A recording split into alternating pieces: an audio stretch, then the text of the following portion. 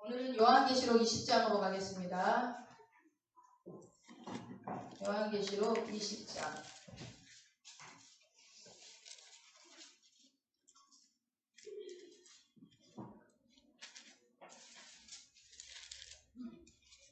요한계시록 20장 1절부터 3절까지 그냥 한 목소리로 같이 보겠습니다. 또 내가 보매 천사가 무적의 열쇠와 큰 쇠사슬을 그 손에 가지고 하늘로서 내려와서 용을 잡으니 곧 옛 뱀이요 마귀요 사단이라 자가 1000년 동안 결박하여 무적에게 던져 잠그고 그 위에 임봉하여 1000년이 차도록 다시는 왕국을 유혹하지 못하게 하였다가 그 후에는 반드시 잠깐 놓이리라. 아멘. 이제 요한계시록이 거의 끝자락에 왔습니다. 지금 오늘이 17번째 시간인데 20번을 딱 채우려고 그랬더니 19번, 18번째 다음 시간에 아마 끝날 것 같아요. 자, 지난 시간에 한 거 조금 들어보고 갑시다. 우리가 17장 봤었어요. 어떤 자매님이 나왔죠? 어떤 자매님이 나왔죠? 큰 음료 자매님이 나오셨어요. 자, 기억하시고 더듬어서. 자, 음료님께서 나오시는데 그 음료님의 특징을 우리가 봤었어요. 음료님은 뭐예요? 많은 물 위에 있고 짐승 타고 있는데 짐승에 막 하나님을 모독하는 찬란한 막 말들이 써있고 그 자매님의 외모는 어땠다고? 여러분 지난 시간에 막 기억을 더듬으면서 얘기해봐봐요. 어땠어요? 겉은 막 화려하고 보석으로 막 치장하는데 근데 그 속은 더럽다고 했어요. 더러운. 그래서 근데 보니까 뭐 물만 깔고 있는 게 아니라 언덕도 깔고 있어요. 일곱 언덕을 또 깔고 있고, 그리고 이 음료님이 또 어떠셨냐면 또 뭐 있었죠?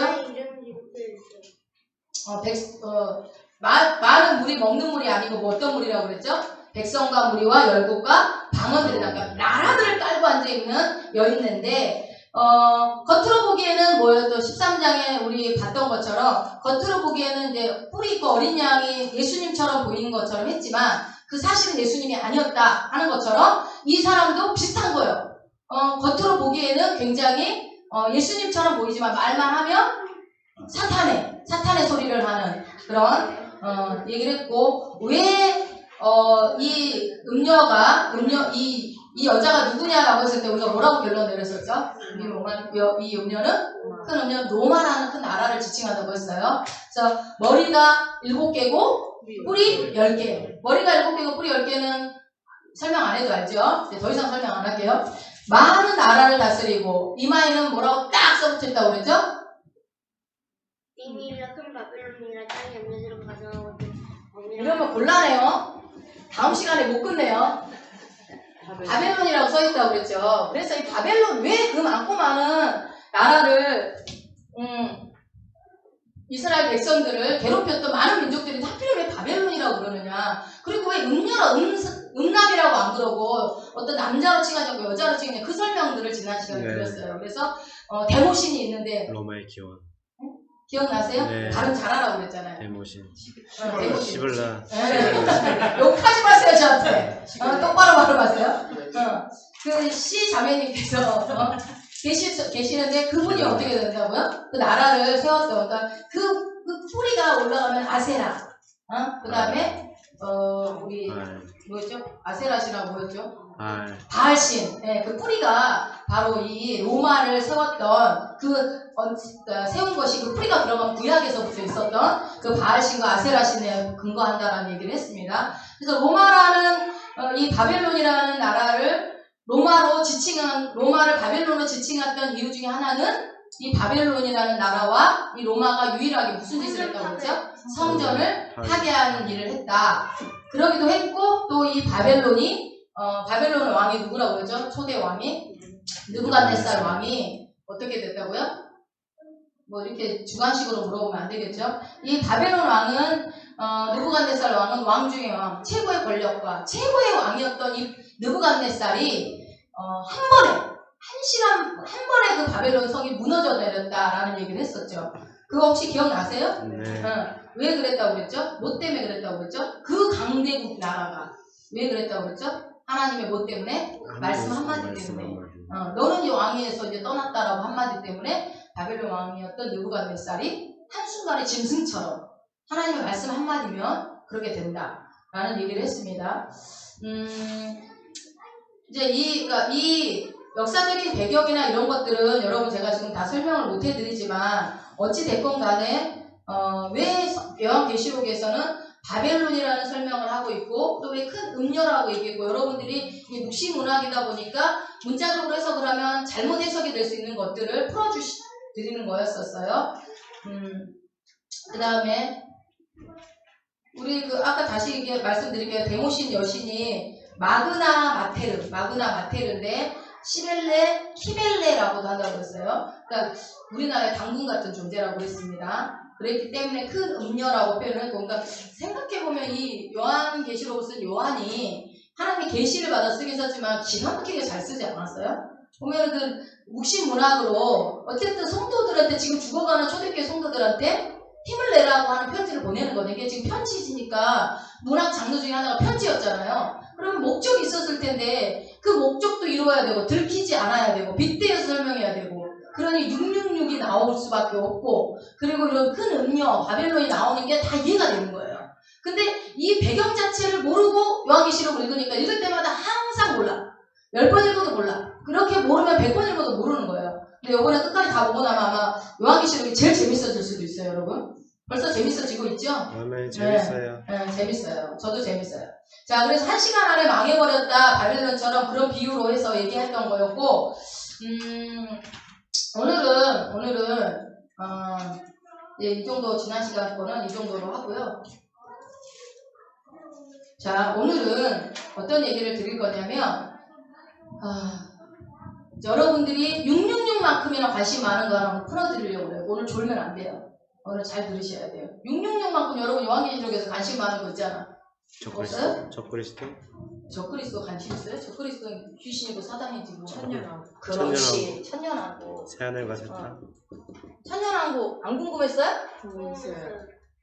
천년왕국에 대해서 오늘 설명을 할 거예요. 오늘 잘 들었고 나중에 천년왕국이 뭐더라? 이런 소리 하지 마세요. 자, 여러분 성경을 공부하는 목적은 정보 습득에 있습니까? 아니요. 정보 습득도 있죠. 그러나 정보 습득만에만 있지는 않아요. 항상 여러분 지식이 많다고 해서 하나님을 아는 게 아니에요. 그쵸? 지식이 많다고 해서 그 사람이 하나님을 안다. 지식이 없다고 해서 하나님을 모른다. 그렇게 그걸 줄 수 없어요.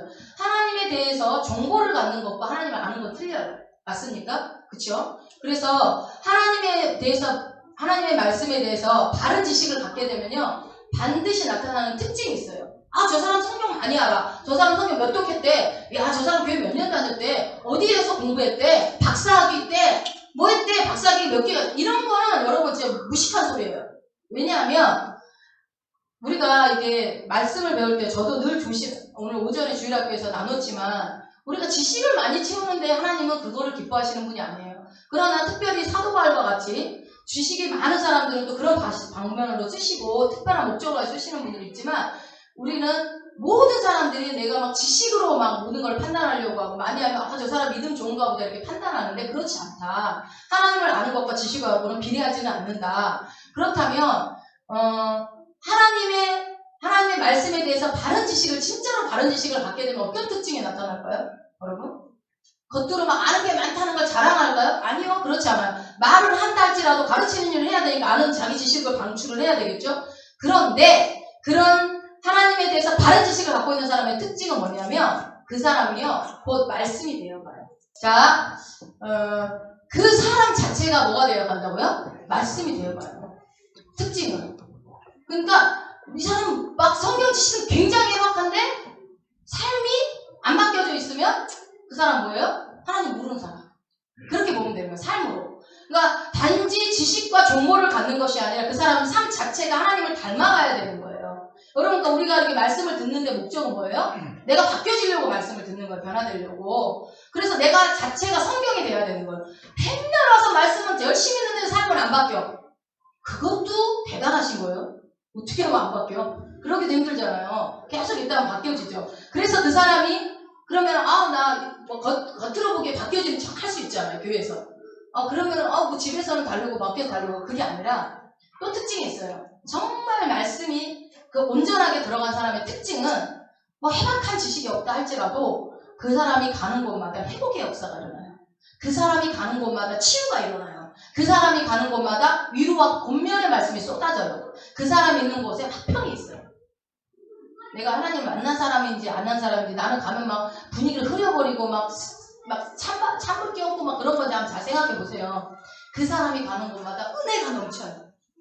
그 사람이 말씀을 바른 지식을 가진 사람입니다. 그러나 단지 여러분 정보만 지식만 갖고 있다면요. 그 사람이 있는 곳에는요. 분열이 일어나요. 반드시 분열이 일어나요. 그리고 사람들을 판단해요.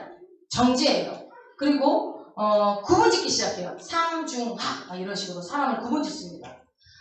우리 교회는 절대 그런 일이 없기를 바랍니다. 네. 이런 일은 절대로 있어도 이게 사단이 하는 짓이에요, 여러분. 네. 하나님을 아는 바른 지식, 하나님에 대한 말씀이신 하나님, 말씀이신 예수 그리스도를 우리가 단지 이렇게 말씀도 이런 정보 내로 바뀌었대더라 몇 년도에 이런 게 중요한 게 아니라는 거예요. 정보와 함께 그거는 여러분 공부는 하면은 계속 하면은 알게 돼 있어요. 그러나 인격적인 만남을 반드시 하나님과 인격적인 만남을 통해서 하나님을 올바르게 아는 데에 이 성경을 공부하는 목적이 있다는 거. 여러분 다시 한번 이게 잘 알고 계시겠지만 계속 성경 읽고 막 이러다 보면 자기도 모르게 막 우쭐해지고 나 저거 아는데 막 이렇게 된단 말이에요. 그럴 필요 없어요. 절대로. 자, 근데 이제 성경을 해석하는 관점이 있을 거 아닙니까? 여러분 지금 요한계시록을 지금 제가 풀어가고 있는 관점이 이게 맞을까? 이것만 맞을까요? 아니요. 요한계시록을 푸는 것도 관점이 여러 가지가 있어요. 복음주의 안에서는 몇 가지 관점들이 허용되기도 해요. 우리 교회에서 들었는데 이거는 이랬는데 어디선 이렇더라 틀린 거 아니야? 아니요. 몇 가지들은 복음주의 안에서 허용되는 것들이 있어요. 그것으로 이단을 구분짓지는 않아요. 그러니까 어디선가 여러분들이 요한계시록을 들었을 때 저랑 얘기하는 것과 관점이 다른 얘기들을 한 것들도 있었을 거예요. 그러니까 여러분들이 말씀을 요즘 유튜브나 너무나 책들이 많이 쏟아져 나와서 함부로 공부하지 마세요. 특히 요한계시록은. 요한계시록은 함부로 공부했다가는 여러분 엉뚱한 길로 가기가 쉬워요. 그래서 요한계시록 가지고 이단들이 많이 나오잖아요. 살짝만 틀어버리거든요. 많이 틀지도 않아 살짝. 그래서 관점에 따라서 본문의 해석이 약간 달라지지만 역사적으로 확실한 것들은 어떤 관점으로 봐도 안 바뀌어지겠죠.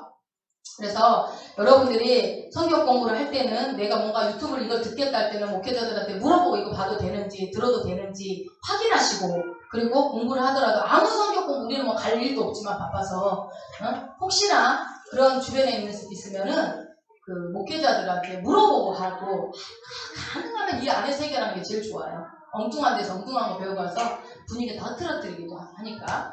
자, 요한계시록은 여러분 우리가 어떻게 기초를 잡았었냐면 왜냐면 제가 천년왕국을 상망하기 위해서 지금 여러분들은 사전에 오해의 소지가 없게 하기 위해서 지금 하는 거예요. 왜 그러냐면 또 유튜브로 이게 올라가고 들어 다른 사람들이 혹시라도 듣게 그러면은 저 교회 뭐야 이렇게 말할 수 있기 때문에 사전에 제가 미리 다 얘기를 해놓는 거예요.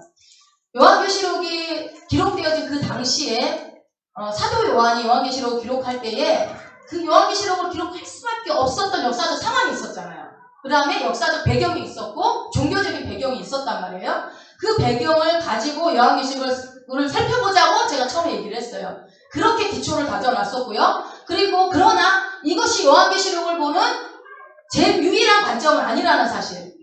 다른 관점도 있습니다. 또 다른 관점. 예를 들어서 아까 적그리스도 막 그렇게 얘기를 했는데 적그리스도가 그 당시에 도미티안으로 보고 로마로 보지만 지금 이 시대에는 또 다른 진짜 적그리스도를 볼 수도 있는 거기 때문에 그걸 꼭 이거다라고만 볼 수는 없는 거예요. 보는 관점에. 그건 이단이라고 볼 수 없는 거죠. 관점에 따라서 해석이 다르기 때문에 확실한 역사적 사실이 있는 것과 그런 것들이 구분돼서 하고 성경을 해석할 때 그래서 바른 관점 여러분들이 언제나 볼 때 이게 바른 관점인지 성경을 성경으로 풀어야 되지 다른 것에서 풀려고 하시면 또 잘못될 수도 있고요. 그래서 오늘은 이 천년왕국을 들어가기 앞서서 이걸 살펴보려고 할 때에 몇몇 중요한 장들 우리가 요한계시록에 중요한 장들이 몇 개 있다고 그랬잖아. 6장, 12장, 오늘 보는 이 20장에 이렇게 중요한 내용들이 있어요. 그래서 이 중요한 것 중에 하나가 6장이었던 내용 중에 여러분 기억을 한번 더듬어 보세요. 6장에 고난당하는 그리스도인에 대한 얘기가 나왔었어요. 혹시 이제 기억나시나 모르겠어요. 고난당하는 그리스도인에 나오는데 하나님의 말씀과 예수 그리스도의 증거를 가진 사람들이 그 증거로 말미암아 뭐를 당해요? 고난과 핍박을 당하는 거예요. 예수 믿는 것 때문에. 심지어 순교까지 당해요. 이 고난이 어떤 유익을 가져다 주는가, 어떤 목적이 있는가. 6장이었죠. 여러분 기억나세요? 도미티안 박해 당시에 정말 고난을 당하는데 도대체 왜 우리가 예수님 때문에 이런 고통을 당해야 돼? 내 자식이 죽는 꼴을 봐야 돼? 내 부모가 죽는 꼴을 봐야 돼? 그래서 왜 그런 육이 있는가라는 질문을 던졌던 게 6장이었다면 12장은 고난을 당하는 이유에 대해서 나왔어요. 너희들이 왜 고난을 당하는 줄 알아? 예수님이 교회 사이에 계시고, 그죠? 예수님이 교회 사이를 왔다 갔다 하시고, 이 오른손으로 교회를 붙들고 계시는데, 성도들을 붙들고 계심에도 불구하고, 왜 성도들은 교회는 어려움을 당하냐는 거예요. 여러분 어려움 당하잖아요. 예수 믿는데 왜 어려움을 당해요? 아니, 교회에서 한 번도 안 빠지고 저녁마다 기도하라는데 왜 어려움을 당하는 거예요? 예수를 믿기 때문에. 더군다나 우리가 일곱인을 살펴봤을 때, 일곱인을 살펴봤을 때, 인이 하나씩 떼어질 때마다 뭔 일이 일어났어요? 모든 사람에게 고난이 일어났어요? 아니요. 예수 그리스도를 믿고 따르는 사람들에게만 고난이 생겨났어요. 그 일곱인이 고난이, 우리가 일곱인이 떼어질 때마다 고난이 주어진다는 것도 우리 이미 앞서서 살펴봤단 말이에요. 근데 그러면 인이 떼어지지 않기를 기도해야 되는 거 아니에요? 인이 떼어질 때마다 우리 예수 믿는 사람이 고난을 당한다면 하나님 인이 떼어지지 않게 하셔서 우리에게 고난이 오지 말아야지요. 근데 아이러니한 거는 이게 인을 떼시는 분이 누구였어요? 어린 양? 예수님이었어요. 와, 새로운 얼굴 표정. 다 처음 듣는 표정. 제일 무서운 표정. 선생님 생각나? 잘 생각나야지. 인이 떼어지지 않으면 교회가 고난당할 이유가 없어지는데, 그러므로 인이 떼어지지 않기를 기도하면 된다고 하려고 했더니 보니까 그 인을 떼시는 분이 예수님이야. 예수님 우리 죽이려고? 그러실까요? 요한계시록에 나와 있는 어린 양 대신 예수님 인을 뗄 때마다 그 예수를 믿는 예수 그리스도와 복음의 그 증거를 가진 자들이 고난을 당하고 그거를 거절하고 막 비방하는 사람한테 임해야 될 거 아니야. 교회를 핍박하고 하나님을 비방하는 사람들, 거절하는 사람들한테 임해야 되는데 아니에요. 예수 그리스도의 몸으로 부름받은 그리스도인들이 고난을 당하는 거예요. 그거 살펴봤어요. 오늘 처음 얘기하는 거 아니에요, 여러분. 제발 처음 듣는 표정을 보지 마세요. 이게 굉장히 아이러니하잖아요. 그래서 제가 설명을 했잖아요. 헐리우드 영화 얘기하면서 네. 설명을 했지 않습니까? 네. 기억나세요? 아멘. 그것도 기억나잖아요. 영화 얘기하는 거는. 그래서 제가 쇼를 한 거예요. 여러분들이 딱 생각나게 하려고. 예수 그리스도께서 교회에 계시고 교회를 붙들고 계심에도 불구하고 왜 어려움과 고난이 있는가? 이거 따지는 분들 주변에 되게 많잖아요. 내가 예수 믿는데 내가 한 개 얼마인데 헌금 낸 게 얼마인데 어떻게 이럴 수가 있어? 주님이 살아계시면 이럴 수 있어? 막 이러잖아요. 싸납게 저처럼 이렇게 한단 말이에요. 근데 그 이유가 뭐라고 그랬어요? 그 이유가 여자, 아이, 용으로 설명했었어요. 불과 한 달도 안 됐어요. 여자, 아이, 용. 왜요? 왜 그랬어요? 응? 예수님을 괴롭게 하기 위해서 우리를 괴롭게 한다고 그랬잖아요. 네, 그래서 그리고 나서 오늘 이어지는 거예요.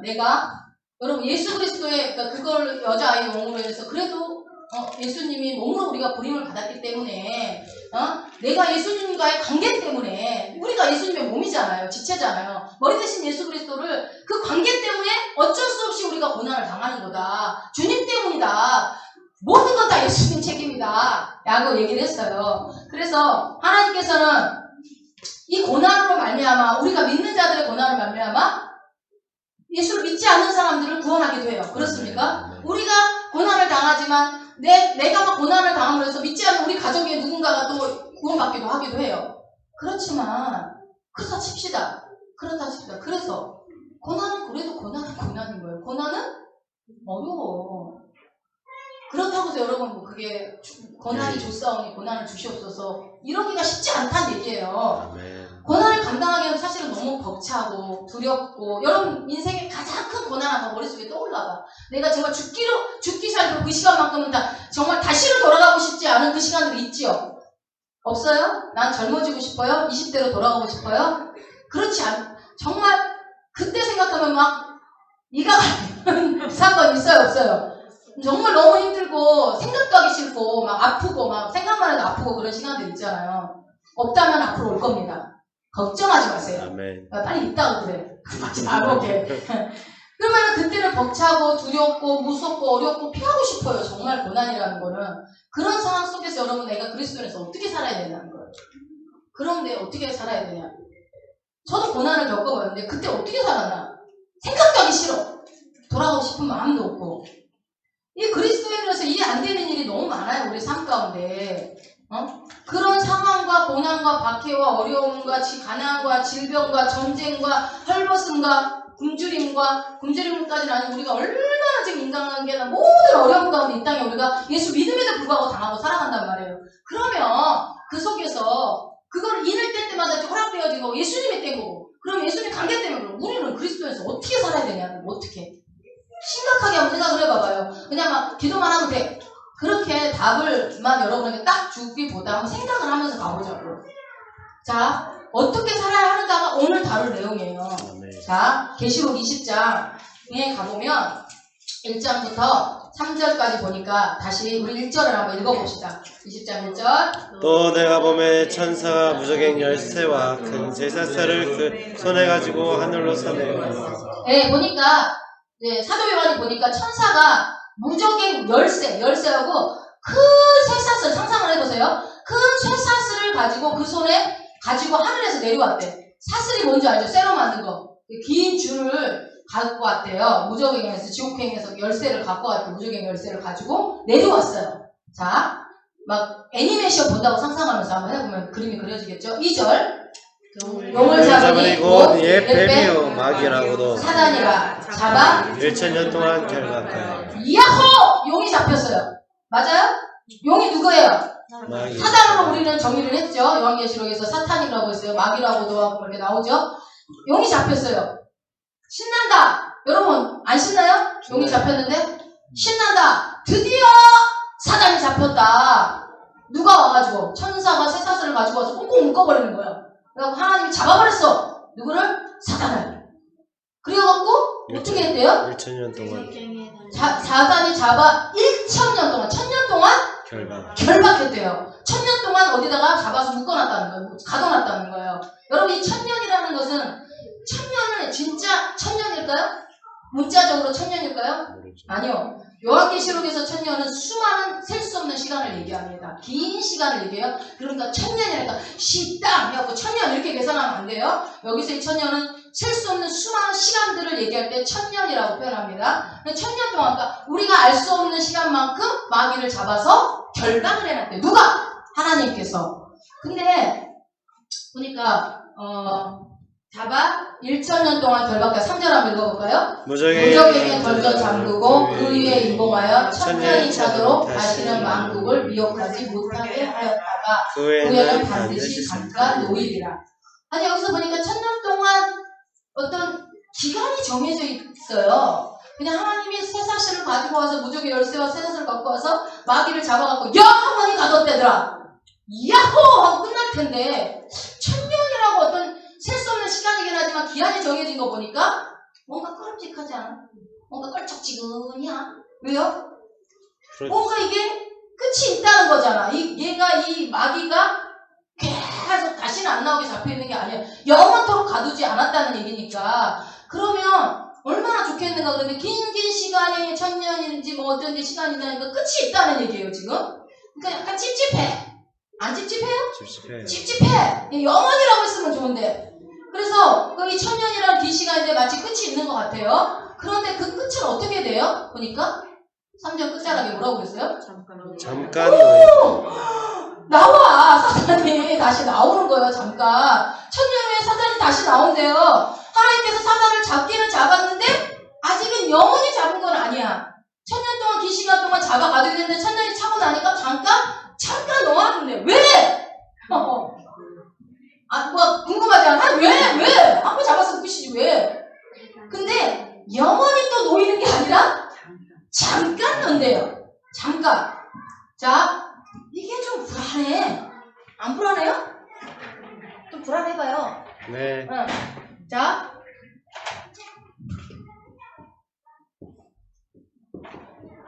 천년이라는 기간이 있어요. 근데 여기서 뭐예요? 용이 잡혔어요. 근데 1000년이 어떤 수많은 세월이 지나고 나서 여기서 뭐래요? 용이? 잠깐 놓입니다. 용이 놓였어요. 놓이는 시간이 있었어요. 그러면서 1000년이라는 시간 동안 있는데 잠깐 놓이게 되는 시간이 지나고 나면 그때 이 1000년이라는 말 동안 때문에 여기서 나온 말이 우리가 알고 있는 천년왕국이라는 말이 나오죠. 여기 1000년 기간 때문에 천년왕국. 천년왕국 이단에 천년왕국 있지 않아요? 왕국 들어가면 이게 왕국이 이단이 아니야. 우리 성경적인 용어인데 이게 그렇게 된 거예요. 그래서 용이 잡히고 용이 놓이고 풀리는 시점이 이렇게 있습니다. 사람들이 말하는 이 천년왕국 요한계시록 20장에 나오는 이 천년왕국을 말하는데 이 근거로 말하는데 이게 더 구체적으로 하면은 선천년설, 후천년설, 무천년설로 또 나뉘어요. 근데 그것까지 우리가 볼 필요는 없고 오늘은 그냥 본문의 근거에서만 살짝 보고 갑시다. 그래서 사람들이 이제 천년의 시작은 뭐예요? 그러면 용이 잡혔을 때가 천년의 시작이고요. 그럼 천년의 끝은 용이 풀려졌을 때. 도대체 이 천년왕국은 무엇을 의미할까요? 그렇다면 이 질문에서 중요한 말은 뭐냐면 용이 잡혔다는 거예요. 이 용이 잡혔다는 게 중요한 열쇠입니다. 용이 잡혔다는 말은 무엇이 잡혔다는 말과 같겠어요? 사단. 그렇죠. 사탄이 잡혔다는 말과 같아요. 그런데 이 사건은 질문 드립니다. 이 사건은 여러분들이 한번 생각하고 답을 얘기해 보세요. 이 사건은 이미 일어난 일일까요? 앞으로 일어날 일일까요? 다시 잠깐. 이 용이 잡힌 것이 이미 일어난 일이다. 아니다. 앞으로 일어날 일이다를 여러분의 결정에 따라서 선천년설, 후천년, 무천년설이 결정이 돼요. 그런데 우리는 거기까지 구체적으로 볼 필요는 없고 자, 용이 잡혔어요. 여러분들 생각해봐요. 이미 일어난 일일까요? 앞으로 일어난 일일까요? 이미 일어난 사건이면 과거의 사건이겠죠? 앞으로 일어날 일이면 미래의 사건이 되겠죠? 그러면 이것만 잘 정리하면 돼요, 오늘은. 자, 용이 잡힌 사건이 만약에 이미 일어난 일이라고 여러분이 그랬는데 이미 일어난 일이라면 지금이 천년왕국 시대예요. 맞아요? 이게 이미 일어난 과거의 일이라면 지금 우리 여기 어딘가 우리가 있을 거 아닙니까? 그럼 우리 지금 천년왕국 시대에 있는 거예요, 지금. 자, 그게 되게 중요해요. 결정짓는 게, 용이 잡히는 게 과거인지 미래인지. 자, 아니다. 앞으로 일어날 일이라고 한다면 천년왕국은 왔어요? 아직 안 왔어요? 알았어요. 아직 안 왔죠. 앞으로 올 일이죠, 천년왕국은. 맞아요? 네. 네. 경험하지 못하고요. 우리가 앞으로 오고 있다는 걸로 결정을 줘야 돼요. 이것이 가장 큰 두 가지 관점입니다. 용이 잡힌 것이 이미 잡혔느냐, 앞으로 잡힐 것이냐. 이 두 가지 관점을 보는 거예요. 자, 용이 잡혔다. 여러분들 어떻게 생각하는지 지금 막 생각해보니까 이미 잡혔어요 해놓고도 아닌가? 싶기도 하고 그래요? 여러 가지 생각을 가질 수 있는데 무조건 여러분이 느낌으로 지금 찍는 시간이 아니고 확실한 성경적인 근거를 찾아야 될 거 아니에요? 네. 자, 용이 잡혔다. 사단이 잡혔다. 사단이 결박당했다. 사단이 힘을 잃었다. 이 사건을 과거로 봐도 되고 미래로 봐도 돼요. 여러분들이 나는 과거, 나는 미래, 과거가 맞네? 그러면 미래는 틀렸네? 아니요. 과거로도 봐도 되고 미래로도 봐도 됩니다. 복음주의 신학 안에서는 여러분 아까 첫 서두에 말씀드렸잖아요. 관점이 허용되는 관점이 있다고. 이것을 미래로 본다고 해서 이단도 아니고 과거로 본다고 해서 이단이 아니라는 거예요. 이것 때문에 용이 잡힌 것을 과거냐 미래냐로 본 걸로 때문에 이단을 규정짓지는 않습니다. 이거 가지고 이단을 안 해요. 이미 일어날 일이라고 한다면 지금은 과거 일어난 일이라면 지금이 천년왕국인 것이고 앞으로 일어날 일이라고 하면 천년왕국은 오고 있는 것이에요. 두 가지 다 가능합니다. 그러나 우리는 두 가지 다 말고 이러면 안 돼요. 네. 우리는 한 가지를 선택해야 될 거 아니에요? 그 한 가지 둘 중에 하나를 선택해야 되는데 두 가지 다 관점으로 볼 수는 없고 우리가 한 가지만 보는데 우리가 이때까지 공부해온 기초를 기반으로 해서 볼 거예요.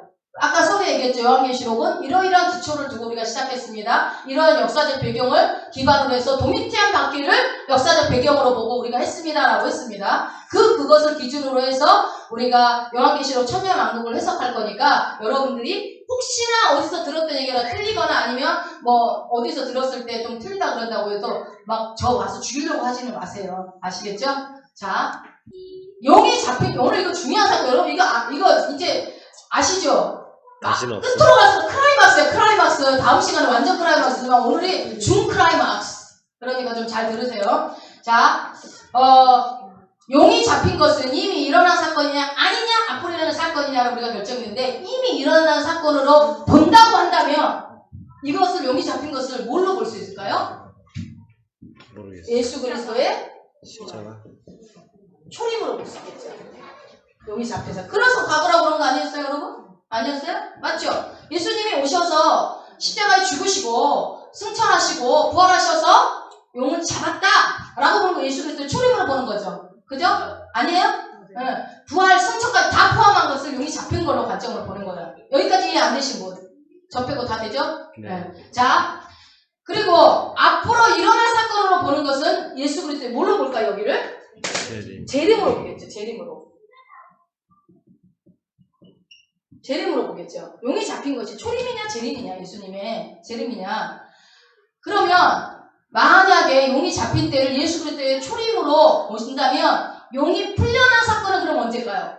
이때가. 만약 이걸 초림으로 본다면 여기는 재림. 그렇죠. 여기는 재림이 되겠죠. 그러면 재림으로 보면 모르겠어요. 여기는 뭐 어떻게 되겠죠. 지구멸망. 뭔 일이 있겠죠. 또. 자,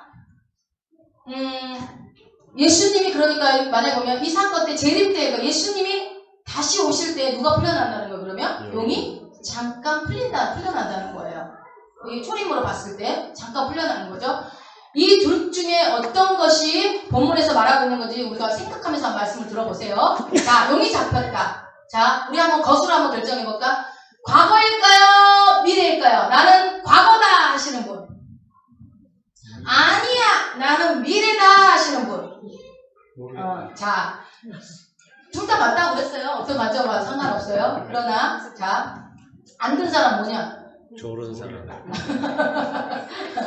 자, 예수님께서 이 땅에 오신 이유가 뭐라고 그랬죠? 오늘 오전에도 말씀드렸죠. 죄를 범한 인간들은 어떻게 해요? 죄의 종이 된 우리 사람들을 죄의 결박으로부터, 마귀의 결박으로부터 자유케 하시면서 하나님의 잃어버린 백성들을 회복시키고 찾으러 오셨단 말이에요, 이 땅에. 그래서 하나님 이 내용, 예수님이 오신 이유가 성경 전반적으로 흐르고 있는 내용이잖아요. 죄 범한 우리 에베소서 2장 2절에 공중 거세 잡은 자를 따르다가 이제 어떻게 됐다는 거예요? 세상 풍속을 쫓고 살았던 우리를 예수님이 자녀 삼아 주신 거예요. 그러니까 그 결박대, 사단의 결박대, 하나님이 잃어버린 백성들을 되찾기 위해서 예수님이 이 땅에 오셨단 말이에요. 이것이 성경에 전반적으로 흐르는 내용인데 죄로 말미암아 인간이 모든 사람들이 하나님과 단절이 돼버렸어요. 그러면서 죄의 종이 돼버렸어요. 맞아요? 네. 죄의 종이 돼버렸는데 사탄의 종이 되어버렸는데 사단에게 결박된 채로 이 땅에서 살게 되었어요. 맞아요? 네, 살게 되었는데 그러니까 아담 이후로 사단에게 결박된 채로 살았는데 예수님이 오셔서 그 목적 가운데 하나가 결박당한 잃어버린 영혼을 찾으려고 해서 찾다 보니까 성경에서는 모든 내용이 그렇게 흘러가요. 영혼을 살리는 것으로. 그래서 사도 바울도 그렇고 베드로도 그렇고 수많은 하나님의 믿음의 선진들은 잃어버린 영혼을 찾는 거에 평생을 바친 것들이 성경 이야기입니다. 그런 관점에서 본다면 이 말씀이 무엇인지 여러분 이 관점으로 보는 거예요. 예수님이 오신 목적을 관점으로 해서 이걸 한번 풀어보는 거예요. 자, 예수님께서 말씀하신 것을 한번 봅시다. 뭐가 이게 과거로 볼지 미래로 볼지를 한번 말씀해서 여러분들이 결정해 보세요. 제가 얘기를 안 할 테니까 마태복음 12장을 가보세요. 마태복음 12장 29절. 사람이 먼저 강한 자를 결박하지 않고야 어떻게 그 강한 자의 집에 들어가 그 세간을 늑탈하겠느냐. 결박한 후에야 그 집을 늑탈하리라. 늑탈이냐 강탈했다는 말이죠. 강탈.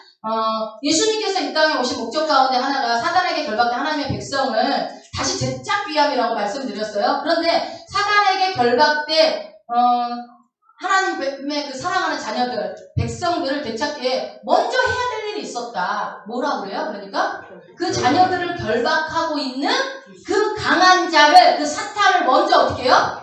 결박을 해야. 그러니까 나를 결박하고 있는 나쁜 놈이 있어. 그럼 나를 풀어주려면 뭐를 해야 돼요?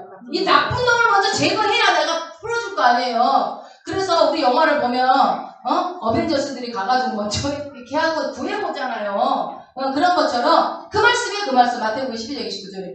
그렇다면 이 본문은 용이 잡혔다는 이 말씀은 예수 그리스도의 초림, 예수 그리스도의 십자가의 죽으심, 부활, 승천을 의미하는 것이 아닐까요? 추측해 볼 수 있겠죠. 과거로 볼 수 있겠죠. 초림, 이미 일어난 사건으로. 근데 아직은 확신은 없어. 이 정도 가지고 그렇다고 보기에는 좀 미미하죠. 그럼 마가복음에도 똑같은 얘기죠. 마가복음 3장 27절.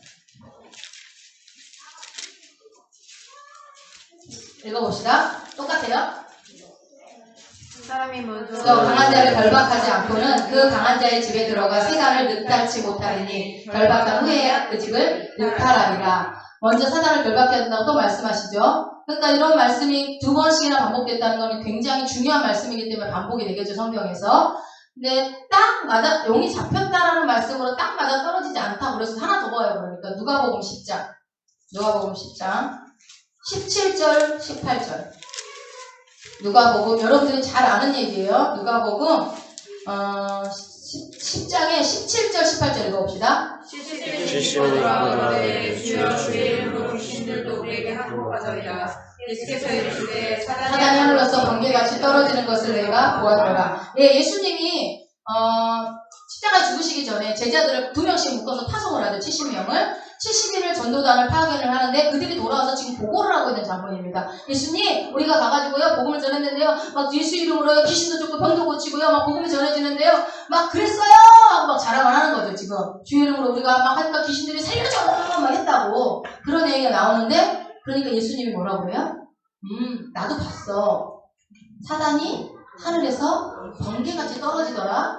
그러니까 70인명이 다니면서 예수 이름으로 질병을 고치고 귀신을 쫓고하는 것들을 예수님은 사단이 떨어지는 것으로 봤다는 거예요.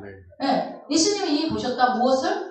사단이 하늘에서 떨어지는 것을. 그러니까 사단이 이미 떨어졌다는 거예요. 힘을 잃었다는 거예요. 여러분, 이 본문에서 이 용이 잡혔다는 게 초림으로 볼 수 있지 않을까? 살짝? 네? 조금 더 그 마음이 오죠? 그러면 용이 잡혔다는 것은 이미 일어난 과거의 사건으로 보는 게 맞지 않을까 쪽으로 조금 기울어지지 않나 싶습니다. 그러나 아직까지 우리 원집사님이 확신이 안 들어요. 하나 더 봅시다. 베드로후서 2장 4절. 베드로후서 2장 4절 읽어봅니다. 하나님이 범죄한 천사들을 용서치 아니하시고 지옥에 던져 어두운 구덩이에 두어 심판 때까지 지키게 하셨으며. 아멘. 하나님이 범죄한 천사들을 용서 안 했대요. 범죄한 천사가 누군지 알죠? 사단이죠. 지옥에 던져 어두운 구덩이에 가둬놨대요. 언제까지? 심판 때까지 지키게 돼요. 영원히가 아니라 심판 때까지. 심판 때까지 마귀를 가뒀대요. 자, 이게 용이 잡혔다는 뜻 아닐까요? 이건 좀 더 가깝게 느껴지시죠? 네. 지금 우리는 무슨 얘기하고 있어요? 용이 잡힌 것이 천년왕국의 시작으로 보는 건데 이 용이 잡힌 것은 이미 일어난 일이냐 아니면 앞으로 일어난 일이냐라는 지금 얘기를 그 얘기를 하고 있는 거예요. 지금 여러분 놓치면 안 돼요. 하나 더 볼까요? 확실하게. 자, 유다서 6절을 보겠습니다. 우리 성도들은 이럴 때 한 말 안 하는데 어느 교회 가면 다 쳐다보고 몇 장이요? 몇 장이요? 6절. 몇 장이요? 왜요? 유다서 한 장밖에 없어. 유다서 한 장밖에 없는데 그 쳐다보는 사람도 있어. 교회 가면 이렇게 설교자 쳐다보는 거야. 유다서 6절 그러면 몇 장이요? 읽어보세요. 또 자기 지혜를 지키지 않고 자기 처소를 떠난 천사들을 큰 나라의 영원한 결박으로 흑암에 가두셨으며. 자, 자기 지혜를 지키지 않고 자기 처소를 떠난 천사들이 마귀죠. 사탄을 큰 나라의 심판까지. 큰 나라의 심판이 언제일까요? 예수님의 재림이지 않겠어요? 까지 영원한 결박으로 흑암에 가뒀다. 그럼 용이 잡힌 것은 과거예요? 미래예요? 과거가 되지 않나. 여러분, 이제 미래라고 하셨던 분들은 미래도 해석은 가능한데 우리는 과거로 보고 갈게요. 자, 그러므로 이 용이 잡혔다는 것은 그럼 방금 봤던 마태, 마가, 누가, 베드로서, 유다서 이 말씀을 가지고 예수 그리스도의 초림, 예수 그리스도의 십자가의 죽으심, 예수 그리스도의 부활, 승천까지를 포함하고 있는 내용을 우리가 알 수 있어요. 맞아요? 네. 그래서 예수님이 십자가의 죽으심으로 인해서 사단의 권세를 깨뜨리시고 사방 권세를 이기셔서 부활하시고 그리고 승천하셨던 그 예수님이 그 초림 사건이 용이 잡힌 사건으로 보는 겁니다. 그러면 그렇게 제안을 하고 갈게요. 그렇게 아니야 그러면 또 아닐 수도 있어요. 그런데 그렇게 보고 갈게요. 만약 그렇다면 용이 잡혔다면 이미 일어난 사건이라고 했죠. 용이 잡힌 사건을 앞으로 이미 일어난 사건으로 앞으로 일어난 사건으로 봐도 되는데 우리는 이제 이미 일어난 사건으로 보는 이유가 이 말씀을 통해서 보니까 이 부활 승천에서 용이 잡혔구나. 그러면은 용이 풀렸다는 건 뭐지? 잠시 잠깐 풀렸다는 건 뭘까? 이거를 우리가 초림으로 본다면 용이 풀린 거를 뭘로 본다고 그랬어요? 재림이네? 그러면은 예수님의 재림 때는 용이 풀린다는 얘기네? 지금 그렇게 이제 해석이 되겠죠? 맞아요? 네. 그러면은 용이 용이 잡혔다는 것이 초림이고 용이 놓였다는 게 재림이라고 본다면 이 천년왕국 시대에 누가 살고 있어요? 여기에 우리들이 살고 있지 않겠습니까? 우리가 지금 살고 있는 시대가 무슨 시대예요? 천년왕국 시대가 되는 거예요. 우리 지금 천년왕국 시대에 살고 있는 거예요. 이 관점으로 계속 해나갈게요. 자, 용이 잡혔다. 용이 잡혔다는 것은 세력의 일부분을 잃었다라는 것으로 보면 됩니다. 그러나 용을 따라다니는 수많은 더러운 영들이 있었을까 없었어요? 있었잖아. 우리가 큰 음료 얘기할 때 보면 막 땅에서 막 바다에서 나오는 막 쪼그레기들 막 그 아래 막 그 다단계처럼 있다니까 쫙쫙 연결되는 그 쪼그레기들이 있는데 우리가 근데 예수님이 용이 잡혔는데 왜 어려움을 당하냐? 그 쪼그레기 영들이 남아 있어서 그 영들이 용을 따르는 수많은 그 악한 영들이 어떻게 해요? 교회에 어려움을 주고 믿는 우리들에게 성도들에게 어려움을 당하고 있어요. 그러나 예수님이 오심으로 인해서 이전처럼은 아니에요. 예수님이 오기 전처럼 그렇게 많은 고난을 당하는 건 아닙니다. 잘 들으세요. 왜 사탄이 상당 부분 힘을 잃어버렸어요. 예수님이 오시고 왜 잡혔으니까 잡혔다 결박당했다는 것은 힘을 잃었다는 거잖아요. 자, 또 하나 20장 우리 요한계시록 20장 30절 끝부분에 보면은 천년이 차도록 다시는 만국을 어떻게 한다고 그러죠? 미혹하지 못하게 했다. 그애는 잠깐 놓인다라고 그래요. 잠깐 놓인다고. 자, 사단이 승리함으로 영원히 놓이는 것이 아니라 잠깐 놓이게 된대요. 하나님이 잠깐 풀어주는 거예요. 자, 20장 7절 8절 한번 읽어보세요. 천년의 사단이 그옥에서 놓여 나와서 땅의 사방 백성 곧 곡과 마곡을 미혹하고 모아 싸움을 붙이리니 그 수가 바다 모래 같으니라. 예, 잠깐 잡혀졌다가 풀어줬더니 풀려났더니만 막 괴롭힌다는 거예요. 그러나 이전 같진 않아. 힘을 잃어서. 그런데 풀려나는 이유가 뭐예요? 뭐 때문에 풀려난다고 그랬어요? 심판받기 위해서. 용이 풀려나는 거는 뭐라고요? 영원히 풀려나는 게 아니라 뭐 하려고? 심판받기 위해서 풀려난다는 거예요.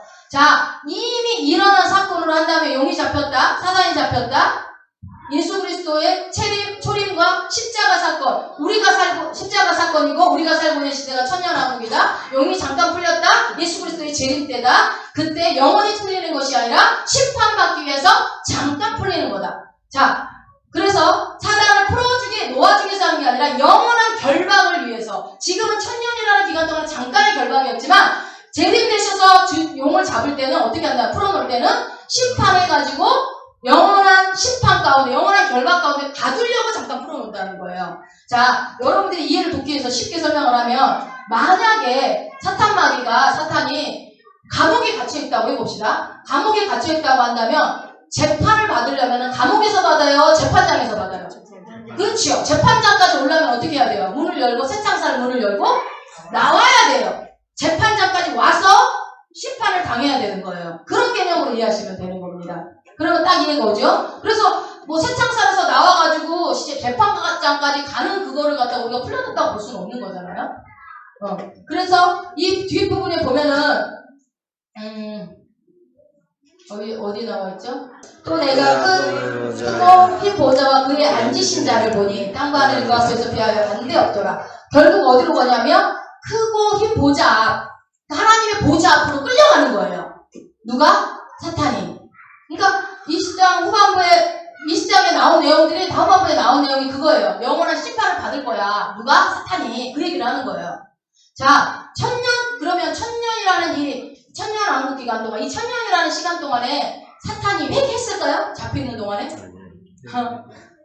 내가 하나님 백성들 너무 괴롭힌 것 같아. 내가 왜 그랬을까? 안 되겠다. 다시 지혜를 회복해야 되겠다. 하나님 기뻐하시는 천사 돼야지? 회개했을까요? 그랬으면 우리가 이런 고난도 안 당하겠지. 쪼그레기들 이렇게 난리를 치겠어요? 그렇지 않았기 때문에, 회개하지 않았기 때문에, 우리 그런 영화 있잖아. 쿵쿵팬더? 쿵쿵팬더 본 사람, 1편. 쿵쿵팬더 봤어요? 안 봤어요? 쿵쿵팬더 보면은, 누가 나와요? 그 호랭이 나오잖아요. 못된 호랭이. 못된 호랭이가, 감옥에 잡혀있다가 풀려나요. 이름이 타이렁. 안 봐주셨어요? 기억나요. 쿵쿵팬더는 봐도요, 지옥 못 가요. 주님이 뭐라 안 해요. 그런 거 봐도 좀 돼요. 애니메이션 유명한 거를 좀 보세요. 그 속에도 인생이 있고, 하나님의 말씀이 있어요. 타이렁이 감옥에 있다가 풀려나요. 제일 먼저 그래서 한 일이 일이 뭐였어요?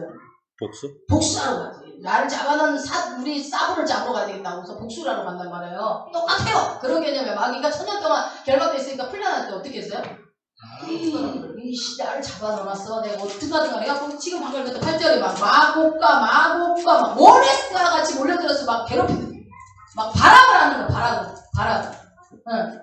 그런 관점으로 지금 20장 7절 8절을 보면 되는 거예요. 천년이참에서 놓아서 땅의 사방에 이렇게 하게 막 난리치고, 어머, 그럼 우리 다 죽었어. 쫄아야 돼요? 그렇지 않습니다. 사단이 풀려나자마자 그 시간 동안 자신의 세력을 잃었던 것을 한탄하면서 이를 갈고 복수를 이제 마음을 막 다져요. 막 칼을 막 가르겠죠. 꿈을 꿔요. 그래서 자기가 모을 수 있는 자기 쪼무레기들을 다 모으는 거예요. 그리고 우리 영화에서 보면 감옥에 있는 형님께서 야, 나 며칠 나간다. 우리 아버지 모아라. 그러면은 딱 그 감옥 앞에서 까맣게 대고서 형님! 고생하셨습니다. 두부 잡수십시오. 이런 거 많이 봤죠? 네. 그런 식인 거예요. 그냥, 야, 내가 그때 나간다. 쪼무라기들 다 모아라. 쪼무라기들 다 모아서 약한 형들을 그래갖고 괴롭히는 거예요. 20장 9절이 그 얘기야. 9절 한번 읽어보세요. 저희가 지면에 넓어져 성도들의 진과 사랑하시는 성을 두루매 하늘에서 불이 내려와 저희를 소멸하고 사단이 공격하기 위해서 자신의 모든 쪼무레기들을 깍두기들을 다 모아가지고 하나님의 성과 성도들을 어떻게 했대요? 둘러섰대요. 나를 죽이려고 여러분 막 뺑 둘러섰대요. 또 무섭죠? 얼마나 두려워. 너무 무서워. 죄를 쳤어. 수많은 군대가 나를 죽이기 위해서 여러분을 죽이기 위해서 지를 쳤다니까? 얼마나 무서워. 안 무서워요? 안 무서워? 깍두기들이 막 둘러서 이씨 우리 형님을 죽였어 막 이러면서 와봐. 복수가 무서워서 신고도 못하잖아요. 무서워서 쫄아가지고. 그런데 성경을 모르면 쫄지만 성경을 말하면 쫄 필요가 없어요. 성경을 잘 보세요. 아직 전쟁이 일어나지는 않았습니다. 위험은 가해졌어. 두려움도 가해졌고 무서워. 자신을 향해서 나를 향해서 사단이 지금 막 빽 들쳐서 막 다윗의 시를 보면은 막 너무 막 하나님 나를 피할 곳이 없습니다. 그러면서 막 질퇴양난의 상황들을 얘기를 하잖아요. 그런 것처럼 우리의 삶도 그럴 때가 있단 말이에요. 이해가 안 되는 상황, 두렵고 무섭고 힘들고 이거 언제쯤 끝나려나 내 인생은 어두운 터널만 있나 봐. 막 이럴 수 있는데 그 두려움이 있었지만 아직 실제로 전쟁을 났어요? 안 났어요? 안 났어요. 그러니까 어떤 사람들이 그런 거 있잖아요. 막 그 깍두기들 앞에 섰을 때 그러면 그 보자마자 기절해버린 사람들 있잖아. 그러면 돼, 안 돼. 무서워! 그냥 죽어버리면 안 돼요. 그 밴댕이들이 잡으면 밴댕이가 그냥 죽는 게 못 견뎌서 죽는다면서요. 자기 승질에 못 이겨서 가만히 냅두면 살 수도 있는데 자기 승질에 막 이러다가 죽는 게 밴댕이들 아니에요? 자, 그래서 20장 9절에 보니까 여러분 후반부에 공격은 못해요. 두려움을 주시고 위협은 주는데 그러나 사탄은요 하나님의 백성에게 어떤 위에도 가지 못해요. 여러분 두려워하지 마세요. 아멘. 상상을 해. 딱 모여섰는데 우리 어떤 영화 같은 거 볼 때 이제 막 사람은 한 명인데 주인공은 한 명인데 막 죽이려고 하는 사람들이 떼거지로 몰려들어서 막 칼 들고 막 들고 와가지고 막 방맹이 들고 죽으려고 할 때 있죠. 그러면 이제 다 죽었다 할 때 뭐예요? 그 히어로가 나오잖아. 어디선가 날라오든지 땅에서 피어 올라오든지. 그래갖고 절대 주인공은 죽지 않아. 우리는 죽지 않아. 절대 안 죽어요. 두려워하지 마세요. 자, 계시록 19장 19절 한번 읽어볼게요. 앞으로 가서 요한계시록 19장 19절. 또 내가 봄에 들숨과 땅에 있는 들과 그 군대들이 모여 그 말한 자와 그의 군대로 더불어 전쟁을 일으키다가. 여러분 이게 여기서 전쟁이 나오니까 무서워. 전쟁이다. 그런데 여러분 이게 우리가 오늘 오전에 고린도후서도 막 좀 어렵다고 그랬잖아요. 읽기가. 그냥 우리 성경으로 읽으면 백날 읽어도 이해 안 되는 내용들이 있어요. 근데 왜 그러냐면 이게 번역본이다 보니까 이 성경 자체가. 그리고 구어, 없어지는 언어들도 있고 그러다 보니까 좀 이해하기가 어려운 것들도 있고 또 우리나라의 역사적 배경이 아니고 또 이스라엘이라는 나라의 역사적 배경이다 보니까 어려울 수 있어요. 그런데 이게 신약은 헬라어를 영어로 번역하고 영어로 번역한 걸 한국말로 번역한 거 아닙니까? 네. 그러다 보니까 이 몇 번의 번역이 이루어지다 보니까 잘못 번역된 부분들도 있습니다. 그래서 여기를 보면 그의 군대로 더불어 전쟁을 일으키다가 라고 나와 있는데 여러분 볼펜이 있으면 들고 거기다가 쓰세요. 밑줄을 그어서. 그의 군대로 더불어 전쟁을 일으키다가에다가 일으키려 하다가로 쓰세요. 일으키려 하다가.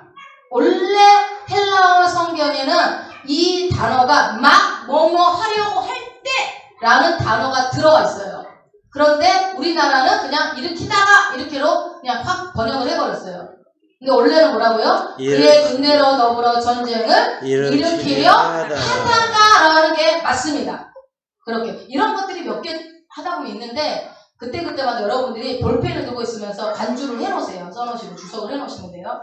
그래서 그렇다는 거는 전쟁을 일으켰다는 거예요? 안 일으켰다는 거예요? 아직은 안 일으켰다는 거죠. 근데 우리나라 말에는 일으킨 것처럼 나와요. 그러니까 쫄아. 어우, 전쟁이 나서 우리는 죽나 봐. 아니요, 그렇지 않습니다. 자, 아직 전쟁이 나지 않았어요. 전쟁을 일으키려 하다가 20절을 봅니다. 19장 20절. 짐승이 잡히고 그 앞에서 이적을 이적을 행하던 거짓 선지자가 선지자가 함께 잡혔으니 이는 이는 짐승의 표를 받고 그의 우상에게 경배하던 자들을 이적으로 미혹하던 자라. 이 둘이 산채로 유황불 붙는 못에 던지우고 야호! 신난다. 그죠? 여러분 우리가 바라던 장면이 나왔죠? 응. 안 신나요? 짐승이 잡히고 그 우리를 죽이려고 했던 수많은 적그리스도들이 다 잡혀서 불못에 던지는데 눈물 나세요?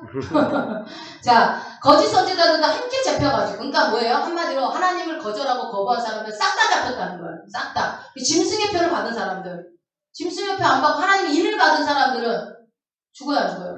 안 죽어요. 안 죽어요. 여러분, 실제로 두려울 수는 있어. 아, 무서운 사람이 내 옆에 딱 나타나는데 안 무서울 리는 없잖아요. 내 옆에 딱 나타나는데. 위협을 가지고 막 칼을 들고 막 총을 들고 막 방맹이를 들고 와가지고 이씨 너 죽여버릴 거야 하고 달려드는데 안 무서울 사람이 어디 있어요. 여러분의 삶 가운데 일어나는 일들이 지금 당장 해결되지 않고 있다면 두려움을 준단 말이에요. 우리 선생님이 이제 이번 주에 수능을 보는데 지금 결과가 안 나왔기 때문에 얼마나 마음이 물론 뭐 편안한 마음으로 보겠다 하지만 결과 나기 전까지는 두려운 마음이 있겠죠. 못 보면 어떡하지 이런 말 그런 생각 하지도 마라. 잘 본다 생각을 하고 봐야지. 자, 그럼 두려울 수 있다는 거예요. 그것이 잘못된 건 아니에요. 걱정하는 게 왜 수능을 못 보면 어떡하 이런 생각 할 수도 있지. 뭐 그래요. 근데 될 수 있으면 하지 말라는 거예요. 왜냐하면 그거 하나 때문에 인생이 망하진 않으니까. 근데 하여튼 위협을 가하고 달려오니까 진짜 막 무섭고 두려울 수 있는데 진짜 실제로 위해를 가하지는 않아요. 여러분 이 사실 오늘 진짜 중요한 내용이에요. 꼭 기억하세요. 여러분 이거를 조금 더 그러니까 다음 시간에 요한계시록을 마무리를 하고 그 다음 시간에는 영화 상영을 할게요. 영화를 볼 거예요. 제 마음대로 결정합니다. 성령의 감동이 왔어요. 철로역정을 볼 거예요. 애니메이션. 우리 그때 봤던 거. 애들 때문에 정신없어. 제대로 못 봤던 거. 이거는 제대로 한번 봅시다. 그 존 버니언의 철로역정을 보면 책으로 읽으신 분들도 있겠지만 애니메이션을 보면서 진짜 감동되더라고요. 그래서 그때는 안 좋으실 거라고 믿습니다. 자, 이 탁월한 관점을 보이잖아요. 이 존 버니언이. 어떠냐면 주인공 누구예요? 이름이?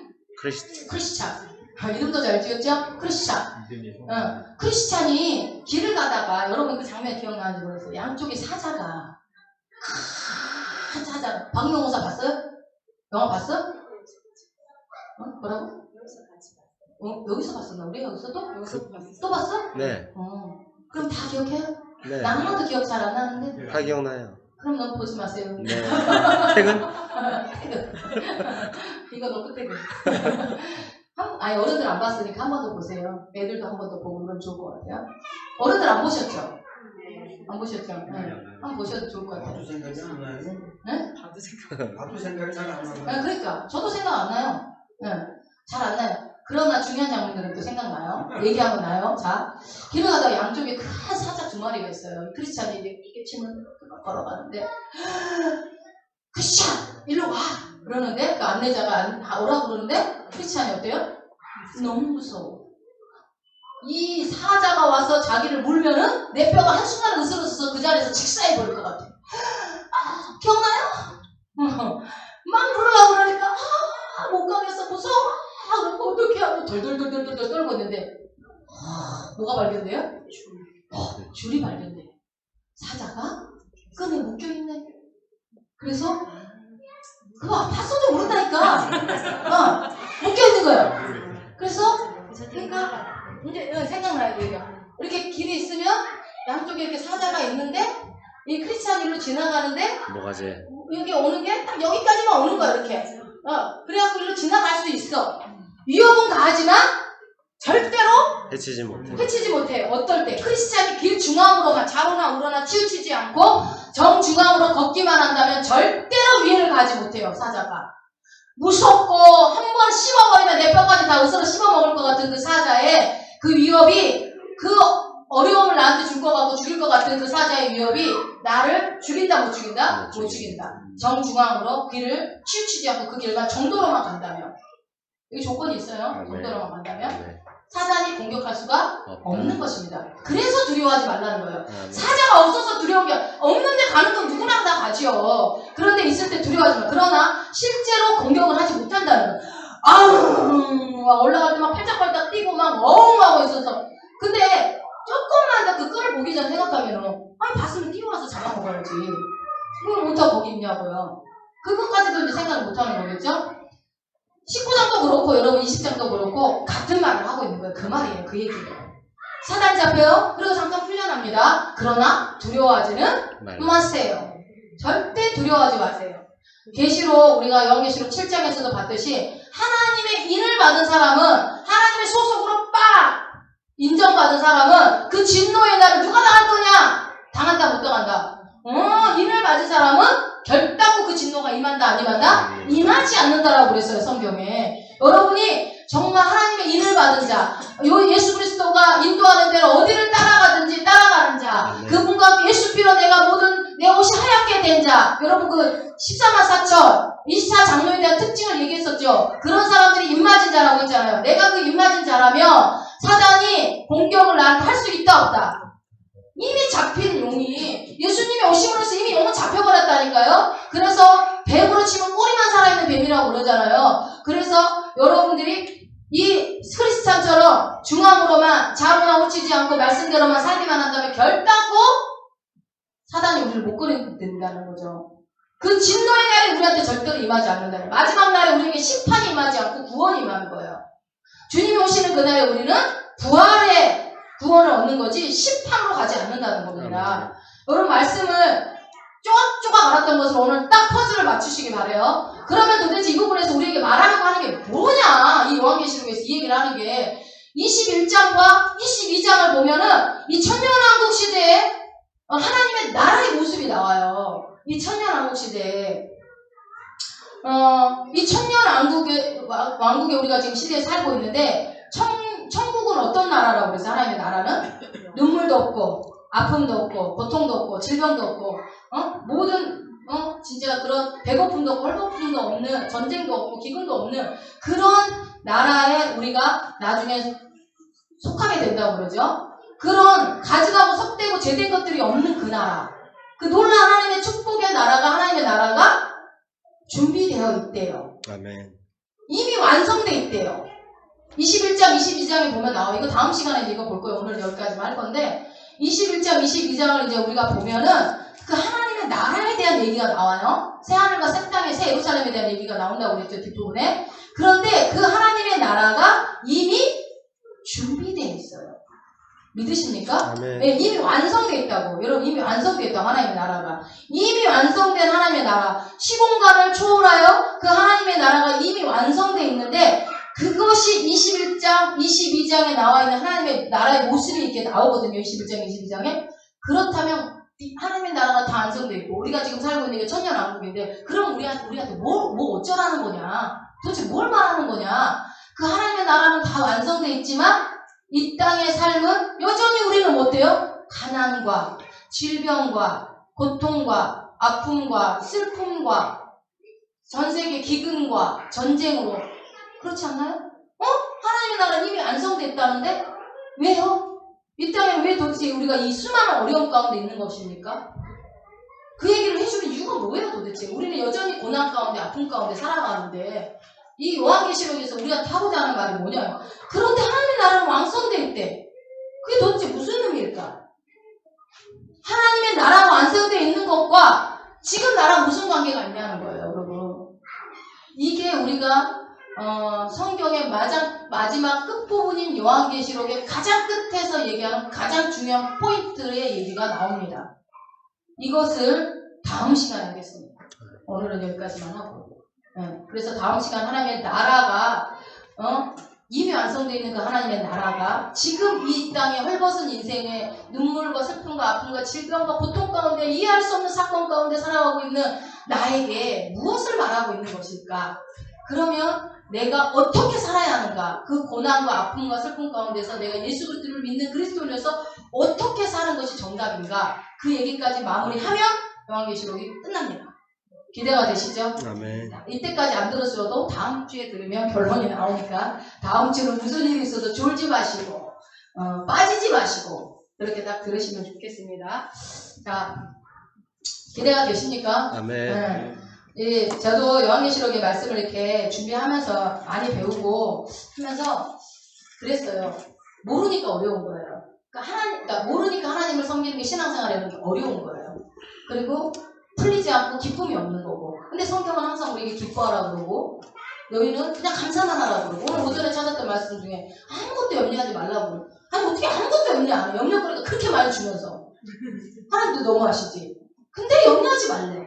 내가 너 지켜주신대. 아멘. 이 비밀이에요. 이게 하나님 나라의 비밀. 아멘. 살짝 말씀드리면 이게 하나님 나라의 비밀인데 그 비밀을 우리가 모르니까 안타까운 인생을 사는 거예요. 이거를 빨리 알아서 지혜가 와서 이게 여러분 물론 뭐 하루아침에 말씀 한번 듣는다고 바뀌어지는 건 아니지만 혹시나 여러분들이 고민하고 있었던 부분들이 요한계시록에서 마지막 답을 드렸을 수 있었으면 좋겠어요. 그러고 나면 여러분들의 삶 가운데 일어나는 것들 속에서 내가 어떻게 극복하고 살아갈 수 있어요. 사실은 이미 들은 얘기예요. 이미 목사님 중에서 다 들었던 얘기예요. 그러나 요한계시록의 관점으로 다시 한번 정리를 해드리겠습니다.